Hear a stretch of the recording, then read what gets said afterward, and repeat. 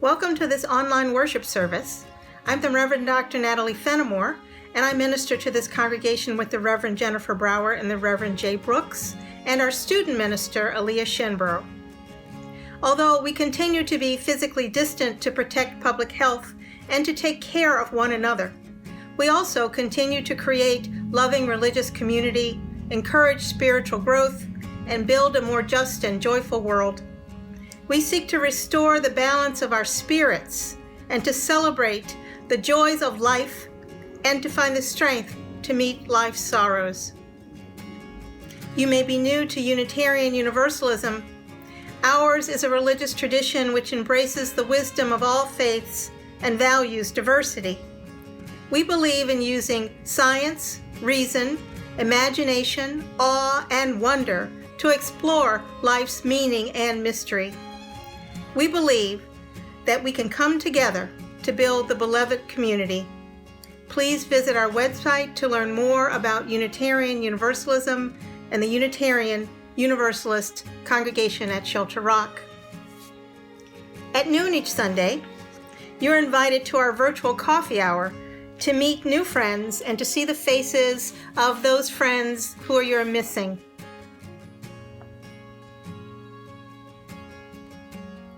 This week, we put aside our planned worship service in acknowledgement of the many trials and tribulations which we are experiencing in this moment. This is the first week of 2021. We wanted this year to be better than the last, but the pandemic continues and has renewed strength, and we stay locked away from one another. The vaccine distribution is in some disorder, and we are uncertain about the future of receiving the vaccine. On the very day that the first Black senator and the first Jewish senator were elected in Georgia, we watched from our separate homes the attack on the U.S. Capitol building by violent, right-wing radical insurrectionists. We witnessed anti-Semitic, white supremacist imagery and language during this attack on democracy. People died during this attack on our democracy. Our community, of course, carries at this moment much emotion, grief and anger and fear, all justified. Disbelief for some, an affirmation of what has always been present and possible in this nation, its violence for others. There are no easy answers now, perhaps no answers at all. We sit on the edge of a cliff, and each of us has some part in deciding whether we fall over or not. Democracy itself demands that each of us take some responsibility for what we will build together. Our association holds the democratic process in its principles because of a belief that democracy can support the building of an equitable, compassionate, and just society. Unitarian Universalist Association President, the Reverend Susan Frederick Gray, has said this: as Unitarian Universalists, it is important to remember that our commitment to democracy is not just political or moral, it is fundamentally theological. It grows from our affirmation of the inherent worth and dignity of every person, and the Universalist understanding that we are all part of one creation, interconnected. These theological values of human dignity and interdependence are why we know everyone needs a voice in the matters that affect their lives. And so today, we offer this service of music, readings, meditation, silence, and prayer, to gather ourselves for strength and comfort, and to rededicate ourselves to the principles of this community of faith. Let us now worship together.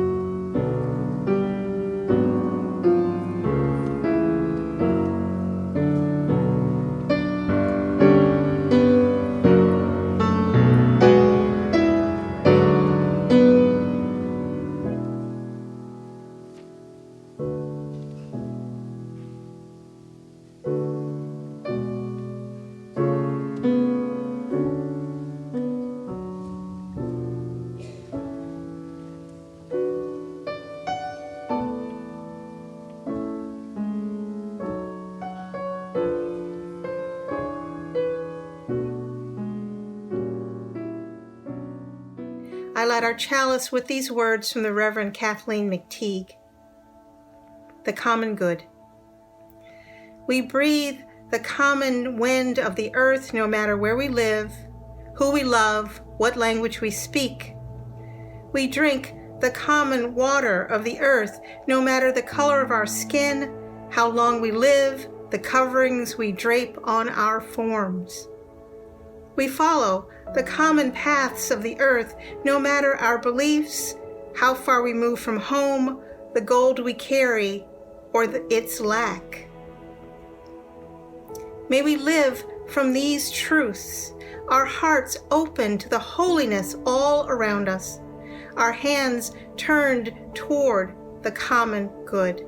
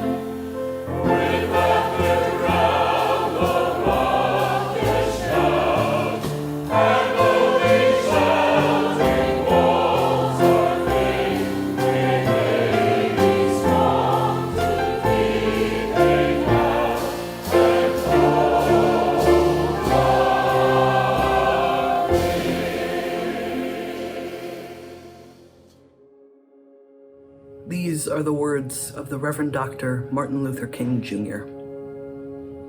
We are caught up in an inescapable network of mutuality, tied in a single garment of destiny. Injustice anywhere is a threat to justice everywhere. There are some things in our social system to which all of us ought to be maladjusted. Hatred and bitterness can never cure the disease of fear. Only love can do that. We must evolve for all human conflict a method which rejects revenge, aggression, and retaliation. Before it is too late, we must narrow the gaping chasm between our proclamations of peace and our lowly deeds which precipitate and perpetuate war. One day, we must come to see that peace is not merely a distant goal we seek, but a means by which we arrive at that goal. We must pursue peaceful ends through peaceful means. We shall hew out of the mountain of despair a stone of hope. We invite you now into a time of meditation and prayer. Each of us is carrying so much in our hearts, and there is so much rattling around in our minds. Whatever prayer we might deliver today is certain to be inadequate. Let our prayers then be unceasing. In whatever way we meditate, in whatever way we offer up our hopes to the universe, in whatever way we put our energy out there to one another, let us do that now. And as often as we need to, for our own healing in the days ahead. In this moment, though, we offer you the words of Maureen Killoran, her prayer, I pray this day for the courage to be. So I hope that you can take a moment and take a deep breath and sit with these words. I pray this day for the courage to be humble in the face of inequity and pain. To know the power that has been given to me to make a difference, although not to end all suffering or save all the whales that populate our days. I pray for the courage of endurance, to keep acting in the midst of despair, to keep trying in the aftermath of failure, to keep hoping in the emptiness that follows loss and change. May courage give me patience, and may I ever know love's healing presence at the heart and center of my days. So may it be for each of us as we tackle the work of our lives and the tasks of our nation.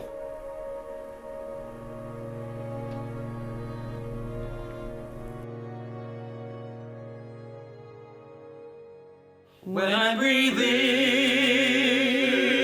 I'll breathe in peace. When I breathe out, I'll breathe out love. When I breathe in, I'll breathe in peace. When I breathe out, I'll breathe out love. When I breathe in,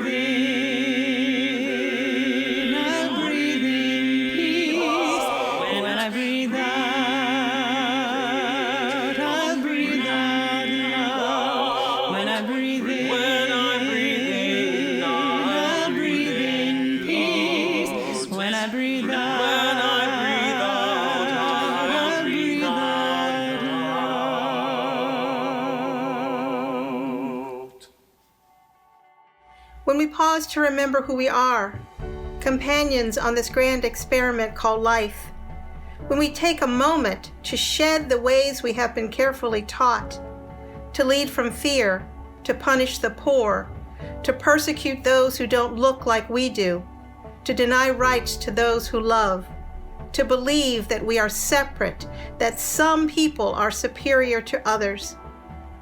When we take a moment to shed all of that and hear our stories, hear and see each other into existence, into community, when we take a moment to embrace, to practice a different way of being, when we answer the call of love, then we are living into the promise of building the world we dream about.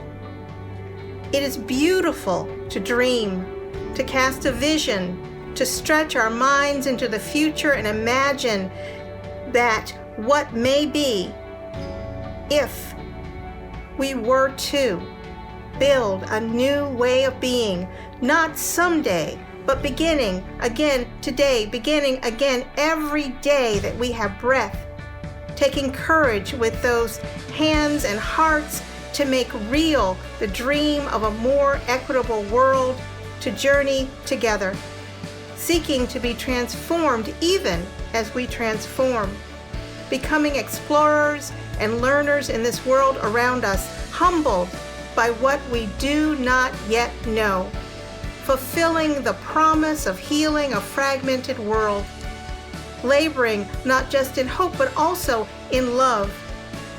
In this spirit we commit. In this spirit we gather. In this spirit we pray.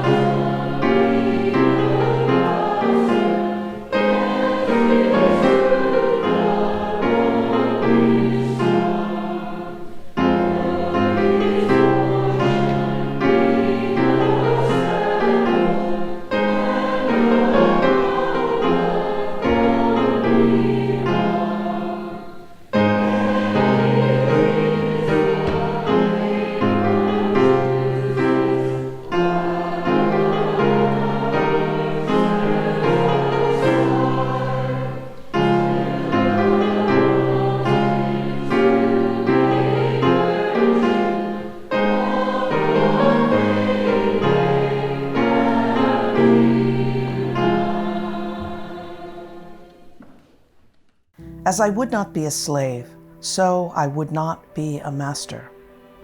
This expresses my idea of democracy. Whatever differs from this, to the extent of the difference, is no democracy. Our reliance is in our love for liberty. Our defense is in the spirit which prizes liberty as the heritage of all people in all lands, everywhere. Destroy this spirit, and we have planted the seeds of despotism at our own doors. Those who deny freedom to others deserve it not for themselves and cannot long retain it. Why should there not be a patient confidence in the ultimate justice of the people? Is there any better or equal hope in the world? Let us have faith that right makes right, and in that faith, let us to the end dare to do our duty as we understand it. We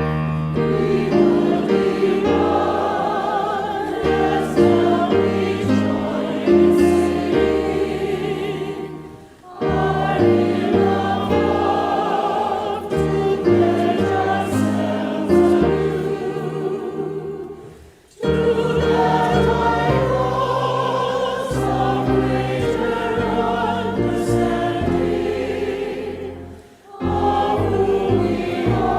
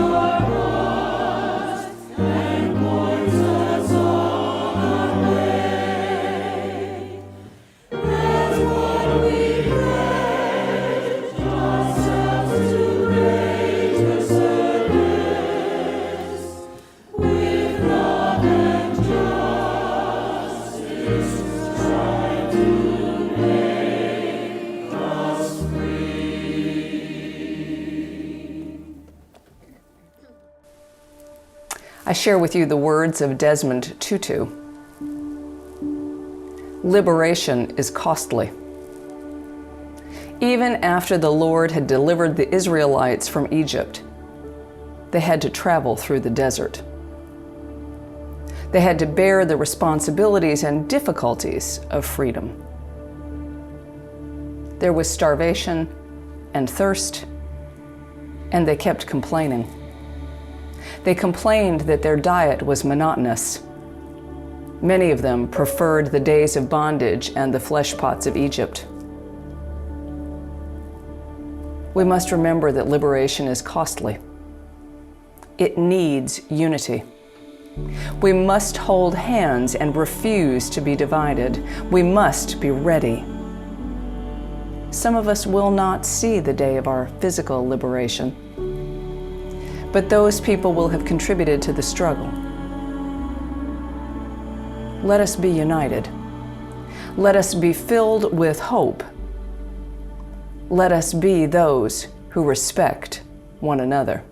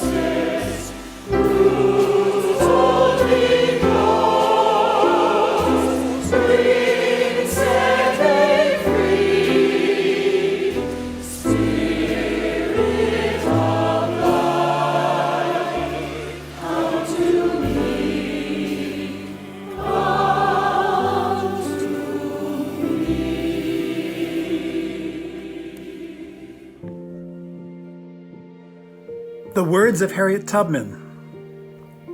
If you hear the dogs, keep going. If you see torches in the woods, keep going. If there is shouting after you, keep going. Don't ever stop. Keep going. If you want a taste of freedom, keep going.